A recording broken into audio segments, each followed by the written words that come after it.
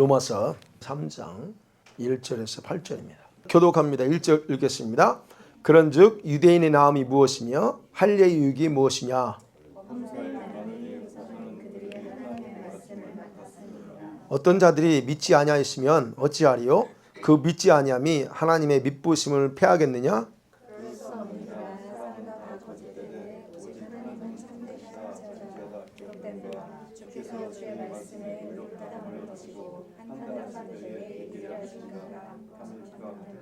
그러나 우리 불의가 하나님의 의를 드러나게 하면 무슨 말 하리요?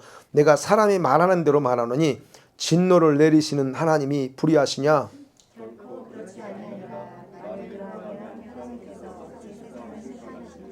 그러나 나의 거짓말로 하나님의 참되심이 더 풍성하여 그의 영광이 되었다면 어찌 내가 죄인처럼 심판을 받으리요?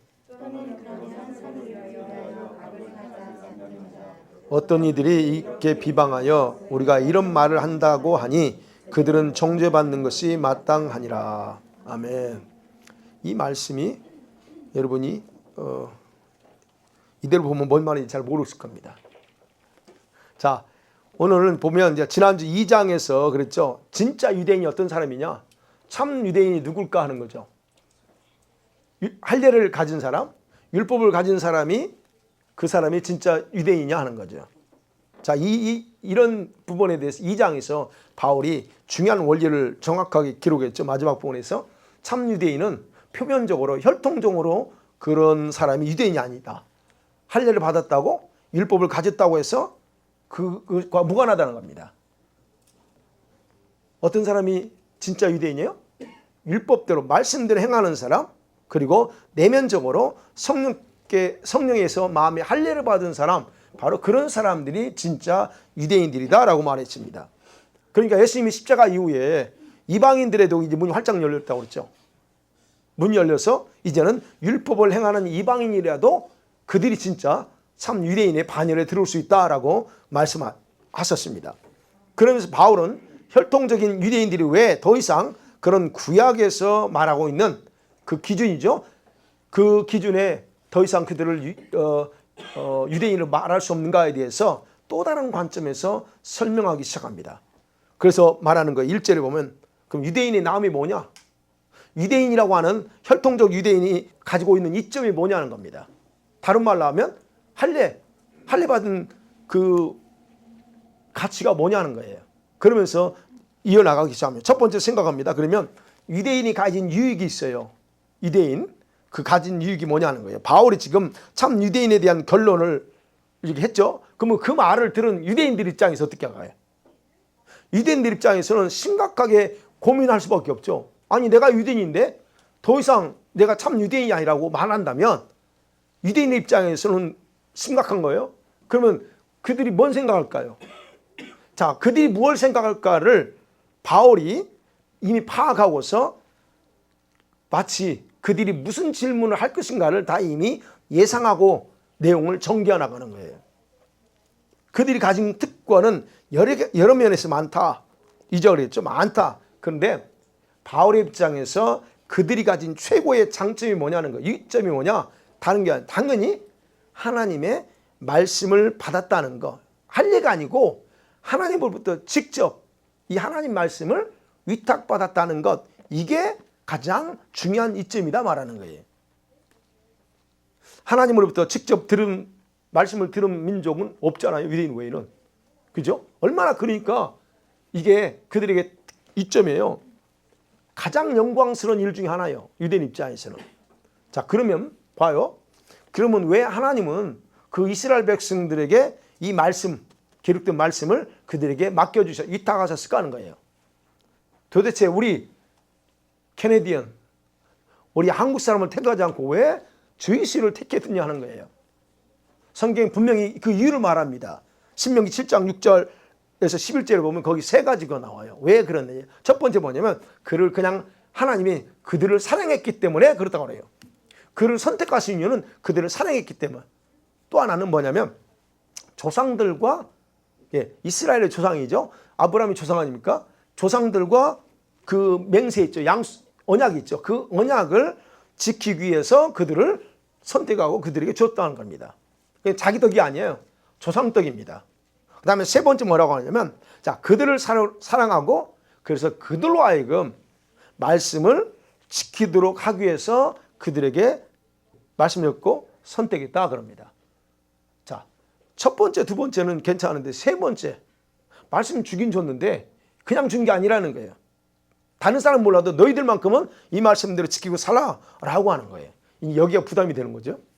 우리가 축복을 받아도 주시면 고마운데 거기에 따른 뭔가 책임이 따른다면 그건 또 다른 거예요. 바로 그 부분이에요. 그러니까 하나님은 그들을 선택해서 자신의 말씀에 순종하는 거룩한 백성으로 보존하기 위해서 그렇게 그들을 뽑았다라는 말입니다. 자, 이런 막중한 인물을 가지고 유대인들은 선택됐고, 그리고 이 말씀을 보존하는 자로서, 지켜야 되는 자로서 지명된 민족이다 하는 거예요. 이게 엄청난 특별한 그 이점이고 특권이라는 거예요. 자, 그러면 생각해야죠. 이런 엄청난 특권을 받은 이스라엘 백성들의 입장에서는 뭘 생각해야 돼요? 항상 살아가면서 생각해야 될 게 있습니다. 저와 여러분 크리스찬이라고 할 때 항상 뭘 생각해요? 뭔가 있죠. 누가 굳이 말 안 해도 내 크리스찬이라고 하면 뭔가 이 속에 뭔가 해야 된다는, 뭔가 있다는 걸 알죠. 그런 것처럼 유대인의 입장에서도 그들이 이런 특권을 받았다면 늘 가지고 있어야 될 게 있어요. 그건 말씀에 대한 책임입니다. 이 말씀에 대한 책임론을 그들은 가지고 있어야 돼요. 말씀대로 순종하기 위해서 하나님의 음성에 귀를 기울이며 사는 거, 그게 그들이 가졌어야 될 중요한 책임입니다. 오늘도 우리도 마찬가지죠. 저와 여러분이 구원받는 데 얼마나 감사해요. 근데 거기에 따른 책임이 있어요. 여러 가지가 있죠. 그 중에 하나가 말씀을 순종하기 위해서 늘 그분이 뭐라고 말씀하를 들어야 된다는 거예요. 그리고 말씀을 위탁받았지만 만약에 순종하지 못할 때는 징계라고 하는 무거운 책임도 뒤따른다 라고 하는 것을 그들은 늘 생각해야 됩니다. 우리 마찬가지죠. 이 하나님 말씀대로 행하지 못할 때 반드시 뭐가 따라와요? 공의 법칙이 운행되잖아요. 그걸 알아야 된다는 거예요. 그러니까 하나님은 이런 책임 문제를 그들이 정확하게 이해하고 그리고 반드시 순종하도록 하기 위해서 모세를 통해서 신신당부했죠. 네, 우리는 이미 압니다. 그런데 결과적으로 이스라엘 백성들은 어떻게 했어요? 매번 결정적인 순간에 실패하고 또 실패하고 낭패를 당합니다. 자, 그러면 봐요. 이렇게 유대인들이 말씀을 지키지 못했어요. 실패했어요. 그러면 그것에 대한 그것이 계속된다면 뭐가 문제냐는 거예요. 바울이 그걸 진행하면 도대체 뭐가 문제일까? 자, 3절이 그거예요. 어떤 사람은 믿지 아니하시면, 어떤 사람들이 믿지 아니하시면 어찌하리요? 그래요. 무슨 말입니까? 하나님께서 이렇게 유대인들이 실패하고 또 실패한 것에 대해서 하나님께서 그들에게 한 약속을 지킬 수가 없다는 거예요. 이렇게 언약을 말씀을 주셨는데 그들이 믿지 아니하고 불신하게 된다면 어떤 일이 벌어질까? 그러면 무슨 말이에요? 하나님께서 그들이 책임에 따른 약속도 있고 또 책임에 따른 뭐 징계도 있고 따라 있잖아요. 그러면 여러 가지 좋은 면에서 그들이 하나님이 이런 약속을 주셨잖아요. 내가 너희를 이렇게 만들어줄게. 그 약속을 하나님이 지킬 수가 없다는 거예요. 그리고 유대인으로서 자격을 상실하게 되는 그런 결과까지 가져온다는 얘기예요. 그러지 못했을 때 그렇게 하는 거. 그러면 하나님 좀 봐주지. 그거 좀 이해하고 그 유대인들이 잘 못 지키는 거 봐주지. 왜 그렇게 하십니까? 라고 생각할 수 있어요. 그런데 하나님은 그렇게 할 수 없다는 거예요. 그래서 그들에 대한 약속을 지키지 못하고 그들의 유대인이라고 하는 그 권리를 빼앗는 수밖에 없다. 왜? 그렇게 하는 것이 하나님 자신의 신실하심 때문이라는 거예요. 왜? 약속에 신실하신 분이잖아요. 본인이 말씀하신 건 반드시 지키시는 분이잖아요. 그렇기 때문에 어쩔 수 없이 해야 된다는 거예요. 자, 그런데 유대인들이 그런 불신앙에 따른 그런 행동이 이제 믿지 않는다고 했죠. 어떤 사람 믿지 않아. 그리고 자기들 마음대로 살아. 그런다고 하면, 그래서 3절이잖아요. 그 믿지 아니함이, 그 불신이 하나님의 믿으심, 신실하심을 폐지하느냐 하는 거예요. 그런 질문입니다. 패하게 될까? 다시 말씀드리면 그들의 불신을 조금 봐주면 안 되느냐는 거예요. 그거 좀 봐주지. 그런 질문입니다. 하나님이 신실하시다면 그분의 불신을 막아주지. 그잖아요. 좀 막아주고 그리고 좀 이렇게 해주지 그게 그분의 능력이 아닌가라는 식의 그런 어떤 반문입니다. 그 말이. 그런데 그런 일은 절대 있을 수 없다는 거예요. 하나님의 신실하심에 근거하면 그게 불가능하다는 거예요. 왜냐하면 그것에 대해서 4절이 그럴 수 없다. 왜냐? 인간은 다 거짓말장이고 하나님은 참되신 분이에요. 인간의 불신은 뭐가 달려있어? 스스로에게 달려있다는 거예요. 하나님의 능력이 달려있는 게 아니고 인간 스스로에게 달려있어요. 여러분 그래서 내가 믿지 못하는 것, 내 남편과 자녀들이 믿지 못하는 것은 하나님의 문제가 아니에요. 본인 당사자의 문제라는 거예요. 하나님과 관련이 없다는 겁니다. 여러분이 안 믿어져, 못 믿어, 그건 하나님과 관련 있는 게 아니고 여러분 스스로 문제라는 거예요. 왜? 그게 뭐냐? 다 거짓된 속성 때문에. 그리고 이게 그 얘기하는 겁니다.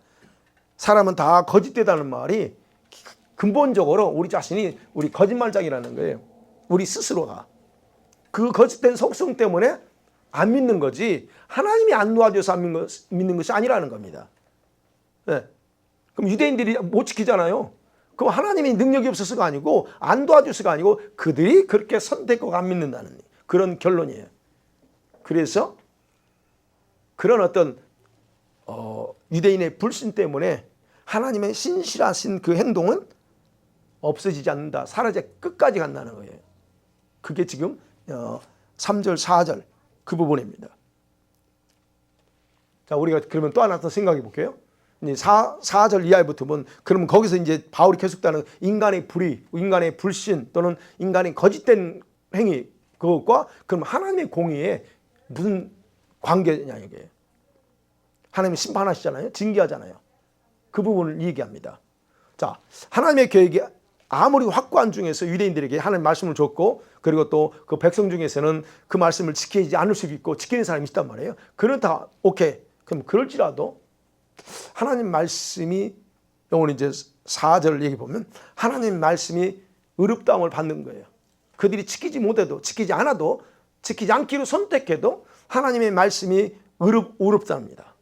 즉 지키지 않는 자들에게 이런 결과가 온다라고 기록된 말씀 자체가 의롭지 인간의 불신, 인간의 거짓되는 것이 옳다는 게 아니라는 거예요. 그래서 지금 4절이 그 얘기입니다.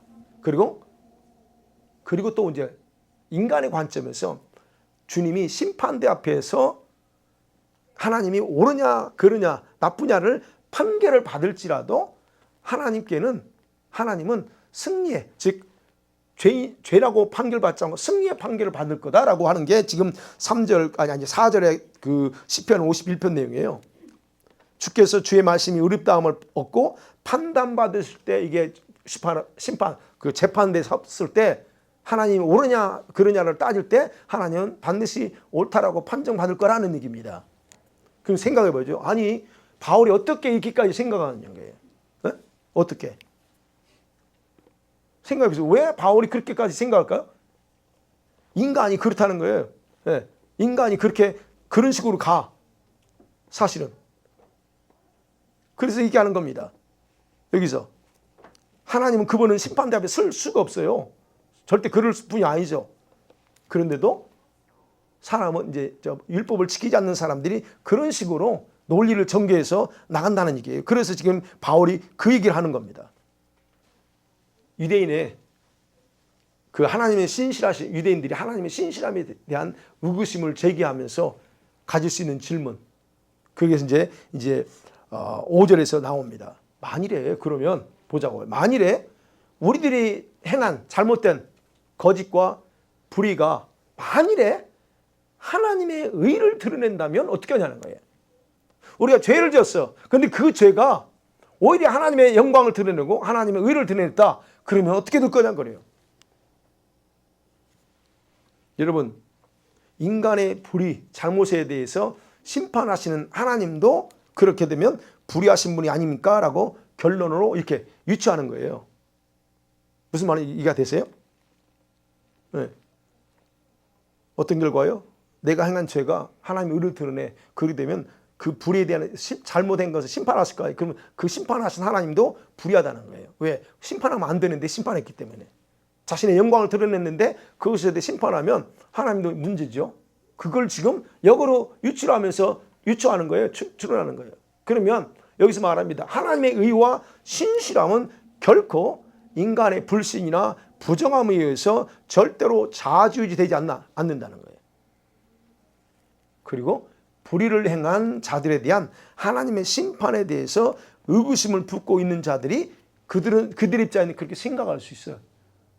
악을 행하면서도 내가 내 악이 공의, 정의를 행한다라고 착각하고 말할 수 있다는 겁니다.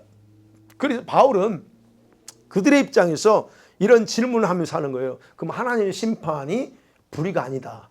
또 하나님의 의를 드러내게 하는 것도 아니다라고 얘기하는 거예요. 절대로 인간의 불의나 악을 가지고는 하나님의 의를 드러낼 수가 없다는 얘기예요. 그러면 생각해봐요. 왜 그들이 불의를 행하는 자들의 이런 의구심을 가지고 그렇게 역으로 유추할까 하는 거예요. 도대체 왜 그럴까요? 악은 악이지. 근데 그거 가지고 왜 하나님의 영광과 하나님의 의를 같이 이렇게 연결해서 생각하냐는 거예요.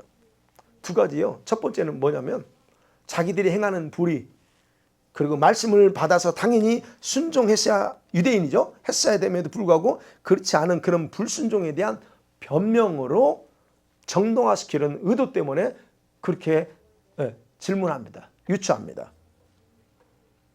여러분 보세요.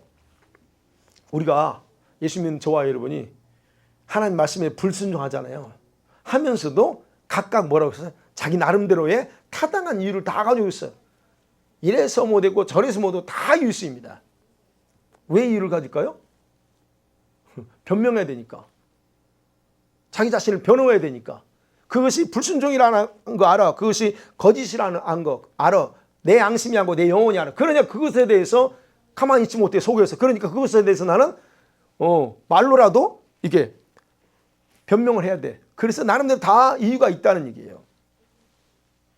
그렇지만 하나님은 보세요. 거기서 하나님은 자신의 의와 신실함이 그런 것들에 의해서 좌우되지 않는다는 거예요. 왜냐하면 인간은 이걸 아까 봤죠. 인간은 처음부터 거짓말장이에요. 아무리 선언할지라도 거짓말장이고 하나님은 오직 참되신 분이기 때문이다 말하는 거예요. 그렇기 때문에 하나님의 참되심이 인간의 그런 거짓에 의해서 영향받을 수 없다는 겁니다. 이러한 의구심 자체도 사실은 여러분 인간의 거짓된 속성에서 나온 거예요. 우리가 자꾸 뭔가를 이렇게 하려고 하는 거 있죠. 이게 다 거짓된 속성에서 나옵니다. 어디에서? 마음의 그 거짓. 창세기 6장 5절에 보면 사람은 결코 선하지 못하다고 말합니다. 저와 여러분의 마음에 선한 게 없어요. 그래서 무엇을 생각하고 계획하든 그것들은 다 악하다라고 창세기 6장 5절을 얘기해요. 아무리 여러분이 선한 생각을 해도요, 그 자체가 악해, 주님 눈에. 왜냐면 사람 자체가 거짓되고 악하기 때문에 나오는 것들이 뭐에서 나와요? 악의 줄기에서 나오는 거예요. 그러니까 그게 악이라는 거예요. 여러분 아시는 예레미야 17장 9절에 그잖아요. 만물보다 더 거짓되고 심히 부패한 게 뭐예요? 여러분 마음이요. 그 속에서 나오는데 그게 깨끗하냐 이거예요. 그래서 사람의 어떤 행위로도 하나님의 그 신실하심을 해칠 수가 없다는 겁니다. 그렇기 때문에 유대인들의 그런 의구심에 따른 질문에 대한 정확한 답은 뭐예요? 6절이죠. 결코 그럴 수 없다는 겁니다. 결코 그럴 수 없어요. 바울이 단호하게 말합니다. 그럼 두 번째, 왜 이 사람들이 그런 유치를 하느냐요. 자, 이런 의구심 자체가 사람과 하나님의 엄중한 차이점을 이해하지 못할 때 가질 수 있어요. 여러분이 하나님 어떤 분이 정확하게 어떤 분이라고 한다면 그냥 하나님 앞에서 잘못했는 엎드려야지 이래서 이를 변명할 수가 없다는. 근데 그걸 모르니까 변명한다는 거예요. 그럼 이제 다시 본문에서요. 만일에 율법을 가진 이 유대인들이 불의가 무엇인지를 알았어요. 이게 분명히 불의고 법을 어겼다는 거 알아. 그러면서 그런 불의를 통해서 오히려 하나님의 공의를 드러낸 결과를 만들 수 있다는 그 생각 자체가 사람의 거짓됨을 증명해 주는 거예요. 그죠?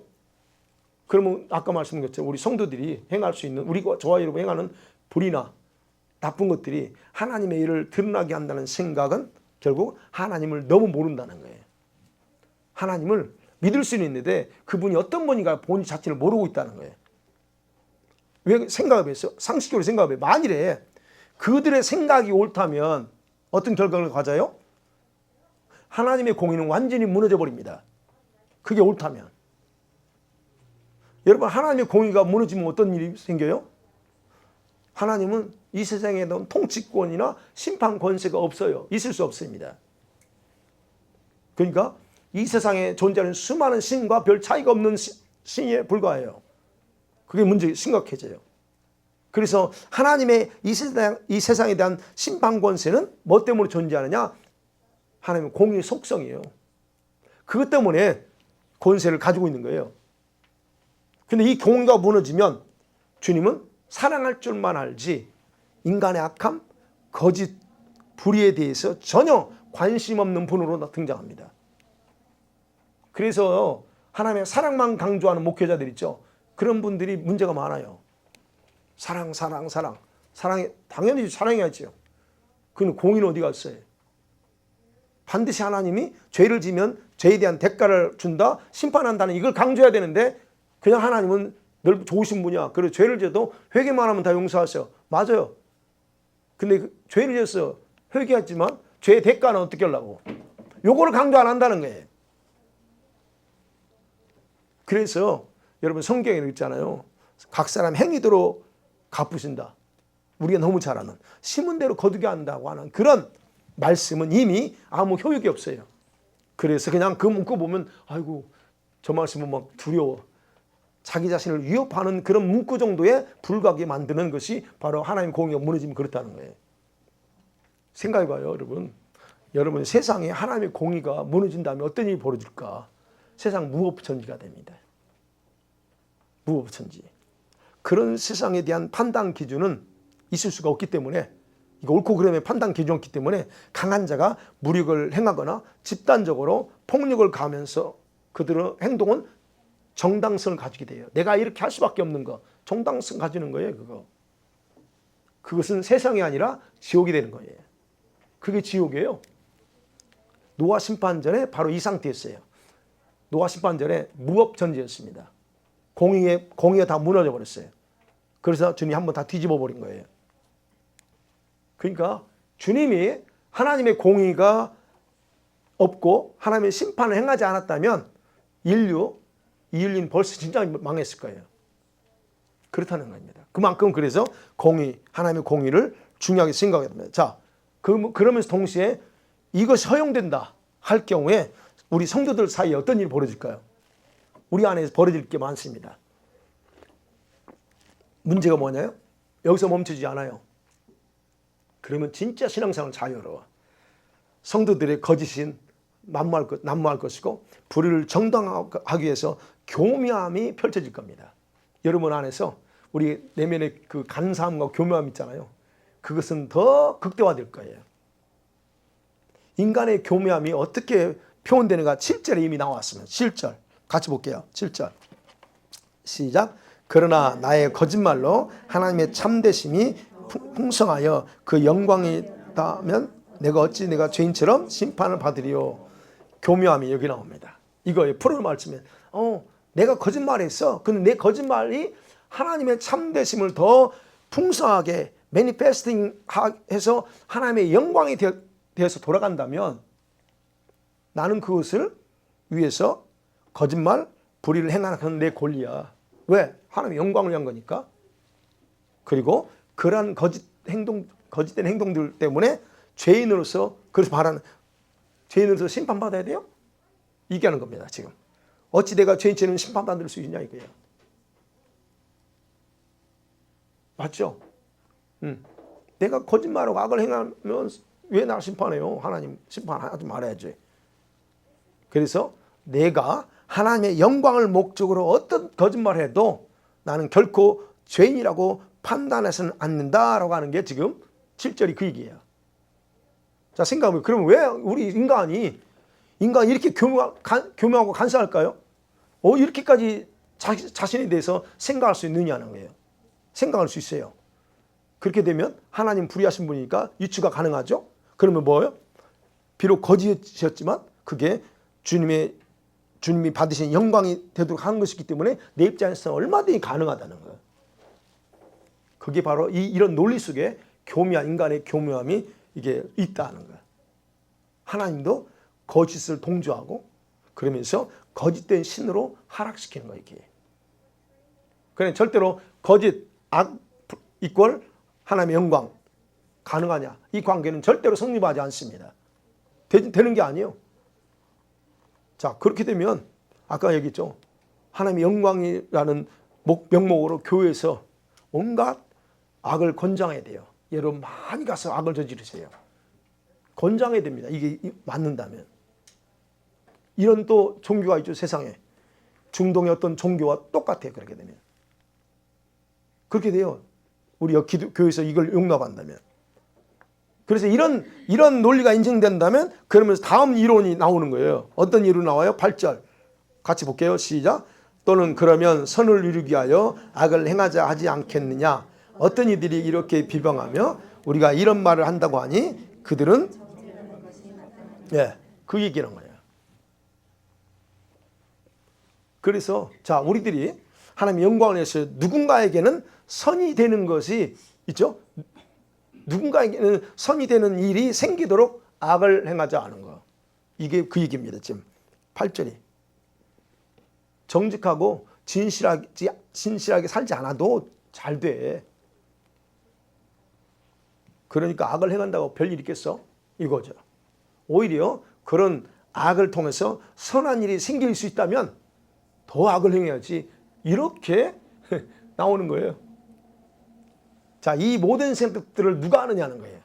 이런 생각들을 우리는 감히 하지 않죠. 그런데 누군가 합니다. 바울은 거기까지 생각하는 거예요. 누군가 해요. 누가 할까요? 누가 해요? 이방인들이 할까요? 아니요. 말씀을 받은 유대인 중에서 말씀을 지키지 않는 자들이 이렇게 하는 거예요. 지금 그 얘기하는 거예요. 그리고 그런 사람들이 자신의 행동을 정당하기 위해서 이런 말을 공공연하게 한다는 거예요. 이게 우리 예수 믿는 사람이 찾아야 돼요. 저 불신자에게 찾는 게 아니고. 여러분 그렇지 않지만 예수 믿는 사람 중에서 이렇게 말하고 생각하는 사람이 있을 수 있다는 거 바로 그 얘기입니다. 자 그런데 여기까지면 괜찮아. 뭐 자기 생각이니까 그건 하나님과의 관계 속에서. 그러면서 바울이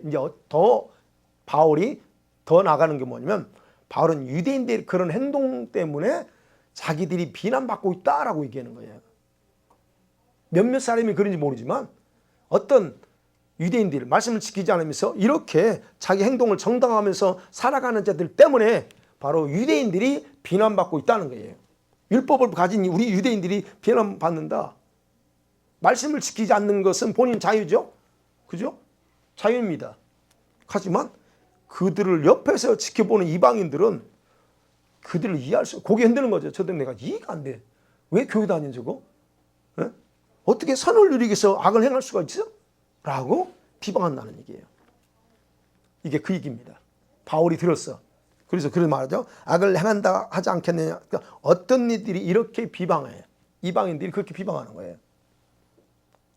우리가 이제 같은 동족끼리 유대인 입장에서 바울 입장에서 같은 동족끼리니까 말씀을 지키지 못하는 거 이해할 수 있잖아요. 뭐 상황이 그럴 수 있겠죠. 우리도 그렇죠. 어떤 사람이 말씀대로 생각하지 않고 뭐 악을 행하면 그냥 비난 못하고 아유 오직했으면 그럴까 좋게 우리 이해하고 넘어갈 수 있잖아요. 근데 문제는 우리는 이해하고 넘어갈 수 있는데 문제는 뭐요? 믿지 않는 자들이 보고 있다는 거예요. 그 얘기하는 지금 바울인. 그 모습을 바라보는 이방인들 입장에서는 도저히 이게 안 돼. 그래서 말하는 거예요. 헐뜯어. 저 비난은 나라고 그래요. 여러분 같은 성도들끼리 믿는 자를 비방하면 기분 좋은 사람 없거든요. 우리 같은 한국 사람이 누가 한국 사람을 누가 막 욕해 기분 좋을 리 없잖아요. 유대인 입장에서 바울이 그런 거예요. 지금 같은 동족이야. 근데 지금 유대인들을 비난합니다. 헐뜯고 이방인들이 기분 좋을 리가 없죠. 자 그럼에도 불구하고 여러분 보세요. 그럼에도 뭐가 문제예요? 책임은 누구한테 있냐는 거예요. 책임은 유대인들에게 있다는 거예요. 여기서는 지금 바울이. 왜냐하면 그들은 이미 하나님의 말씀을 받아서 그것을 지키며 살아야 될 책임을 받았기 때문이다 하는 거예요. 바울은 지금 그 얘기하는 겁니다. 우리에게도 동일하게 적용돼야 되죠. 말씀 맺어볼게요.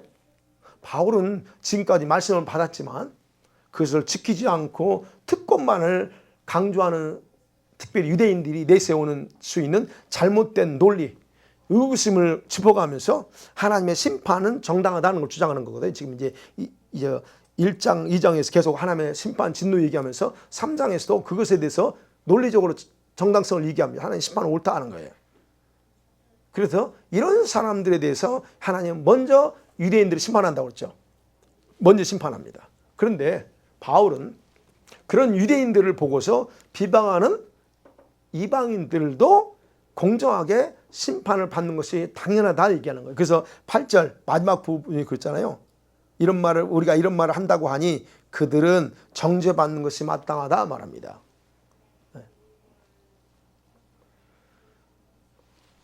자, 그러면 그렇다고 보면 여러분 1장과 2장에서 바울이 계속 강조하는 건 뭐예요? 율법을 받은 유대인도 이방인도 심판 면할 수 없다고 그랬잖아요. 그럼 이게 똑같이 합니다. 이방인이라고 해서 아니 너희들 똑같이 그 말하고 비방한다면 너도 똑같이 심판받는다는 얘기하는 거예요.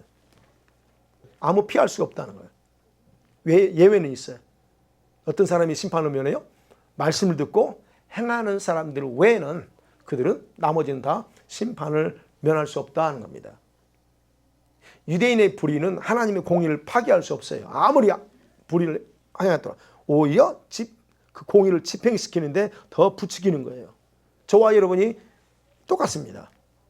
그래서 불의와 거짓을 정당하기보다는 자신의 그런 거짓된 성품을 인정하고 말씀 그대로 순종하는 것이 가장 바울이 바라는 그 아름다운 모습이에요. 자, 그러면 바울의 이러한 그 추론과 논리의 반박은 오늘날 우리 성도들 주변에서 얼마든지 일어날 수 있다는 겁니다. 여러분, 우리 성도들의 거짓과 불의, 그런 행동들이 빌미가 돼서 교회를 싸잡아서 비판하죠. 그 왜 그래요? 참, 그죠? 그걸 봐야죠. 그럼 왜 세상 사람들은 우리 성도들 또는 교회의 불의와 거짓된 행동에 대해서 그렇게 민감하게 반응할까 하는 거예요. 왜 반응할까요? 그들 상관없는데? 왜 그럴 것 같아요, 여러분? 어떨 것 같아요, 여러분? 가장 중요한 거예요. 성도들은 주님의 말씀을 먼저 받았다는 거예요. 그러면서도 그걸 믿지 않고 말씀 그대로 살지도 않는 모습 때문에 일단 그래요. 그렇게. 그러면 세상 사람들은요, 우리가 아셔야 돼요. 세상 사람들은 그들이 믿건 안 믿건 상관없이 적어도 그들은 우리 교회 다니는 사람, 또 크리스찬이라고 하는 사람들이 적어도 그들이 주장한 대로 사랑을 행하고 그들이 말하는 대로 사는 모습을 보기 원합니다. 그들의 권리가 없어. 그런 권리가 없지만 은근히 그들은 기대하고 있다는 거예요. 그러니까 뭐예요? 세상 사람들은 우리 성도들의 생활을 침묵 속에서 다 매눈으로 보고 있어. 그거요. 다 보고 있다는 겁니다. 안 보는 거 아니라 다 봅니다. 그러면서 동시에 그들은 뭐예요? 우리 성도들에게 자기들 나름대로의 도덕적인 기대를 가지고 있어요. 이거 아세요? 도덕적인 기대가 있습니다. 그들이 왜 우리한테 도덕적인 기대를 기대하는지 모르지만 그 사람들은 그래요. 자기들은 정의롭게 공의롭게 살지 못할지라도 우리들만큼은 그런 정의로운 삶의 모습을 보면서 위안받고 싶어 한다는 얘기예요. 그런데요, 그들이 성도들을 통해서 위안받는 대신에 실망하면 어떻게 해요? 비난이 쏟아지는 거예요. 그래서 아니 지들이 기대해놓고 기대에 못 미치면 욕먹는 건 우리야 또. 근데 그 똑같아요. 가정에서 남편이 안 믿는 남편이 아내를 보는 거예요. 아이들이 엄마 아빠의 그 삶의 모습 보는 겁니다. 은연중에 다 보고 있어요. 그걸 말하지 않지만 느끼고 있습니다. 말 안 할 뿐이지. 그건 사실이에요. 동일한 거죠. 그래서 진짜 참된 성도는 뭐냐? 특권을 받은 유익보다는 하나님이 주신 특권에 대한 유익보다는 책임에 더 비중을 두고 살아야만 하나님의 공에 따른 축복을 받을 수 있습니다. 특권만 생각하면 안 돼요. 거기에 따른 책임을 더 집중하고 살아야 된다는 거예요. 우리가 압니다. 뭐 불의한 이 사회 속에서 우리 성도로서 믿음의 그 본질을 지키며 산다는 건 쉽지 않아요. 그래서 뭔가 결단이 필요할 때가 많아요. 결단해야 돼요. 여러분 뭐 소돔과 고모라에서 롯의 삶을 생각하고 있어요. 거기서 소돔과 고모라는 악이 관영했는데 롯이 어땠어요? 그 모습 보면서 괴로워합니다. 자기 그 믿음을 지키는데 너무 힘들었어요. 구약의 사사시대 이스라엘 백성들이 각자 자기 소견에 옳은 대로 여기는 대로 살아갔잖아요. 그럼 보세요. 그 말은 무슨 말이에요? 하나님 없이 자기 자신을 의존하는 그런 불의의 전형적인 삶의 모습을 그대로 보여주는 게 사사시대의 모습이잖아요. 그러면 이게 구약시대의 삶이에요. 그러면 신약시대에 와서는 주님이 뭘 강조할까 하는 거예요. 신약시대에 와서는 뭘 강조해요? 이런 삶에 대해서 우리 하나님 백성들의 삶에 대해서 주님이 직접적으로 명령했죠. 너희는 세상의 빛이요 소금이다. 강조했잖아요. 여러분 성도들의 불의한 삶의 모습은 바울이 또 에베소 교회 성도들한테 권면하는 말씀에서 그대로 나타납니다. 에베소 4장 22절 그 있잖아요. 암기하잖아요. 너희는 육의 욕심을 따라 썩어져가는 옛사람을 따라 살지 말래요. 그리고 말하죠. 5장 8절에 보면 빛의 자녀처럼 살아라 그래요. 빛의 자녀. 이게 바로 오늘 바울의 그런 로마서를 통해서 들려주는 말씀 속에서 우리가 오늘 우리에게 적용해 봅니다. 여러분 앞으로의 저와의 삶이 지금까지도 잘 살아오셨지만 앞으로의 저와의 삶에서 하루하루가 오직 하나님의 영광, 내 삶의 모습, 행동 하나를 바라보고 있을 누군가의 그 눈도 의식하고 또 하나님도 더 의식하고 살면서 하나님의 영광이 되는 삶을 살기를 주의 이름으로 간절히 축원합니다. 아멘.